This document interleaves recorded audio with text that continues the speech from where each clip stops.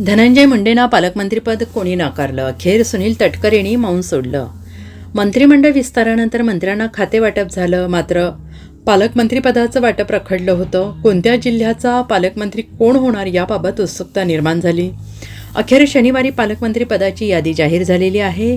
धनंजय मुंडे यांना पुन्हा एकदा बीडचं पालकमंत्रीपद मिळणार का याकडे संपूर्ण राज्याचं लक्ष लागलं होतं. मात्र धनंजय मुंडे यांचं नाव पालकमंत्रीपदाच्या यादीतून वगळण्यात आलेलं आहे.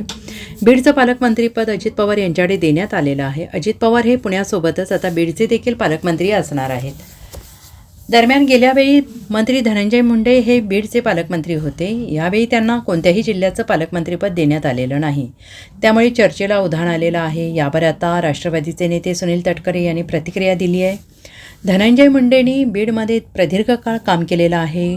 कोणाला कोणत्या जिल्ह्याचं पालकमंत्रीपद द्यायचं याचा निर्णय महायुतीच्या तीनही पक्षातील प्रमुखांनी बसून निर्णय घेतलेला आहे, असं तटकरे यांनी म्हटलेलं आहे. हो, आलेत ना, येणार आहेत. मी कालच घोषित केलं होतं की धनंजय मुंडे रात्री येतील. काल त्यांना परळीमध्ये काम होतं, त्यांच्याने माझं परवाही बोलणं झालं होतं, कालही झालं होतं. त्याप्रमाणे आलेत आणि आज त्यांचे मार्गदर्शन ते शिबिराला त्या ठिकाणी करतील. बीडच्या प्रकरणामुळे जे आहे ते महायुती आणि महाविकास आघाडीतले स्थानिक नेते आहेत, त्यांची मागणी होती की धनंजय मुंडेंना पालकमंत्रीपद देऊ नये. त्याचा कुठेतरी परिणाम. मी प्रदेशाध्यक्ष म्हणून एकदा या विषयावरती बोललो. यापेक्षा मला अधिक या विषयावरती बोलायचं नाही.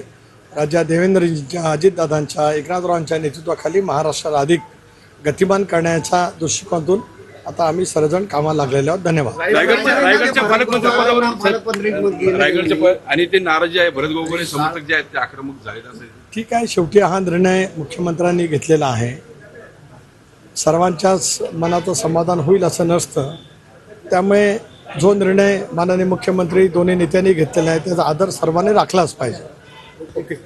Bureau report, SBN Marathi, Mumbai.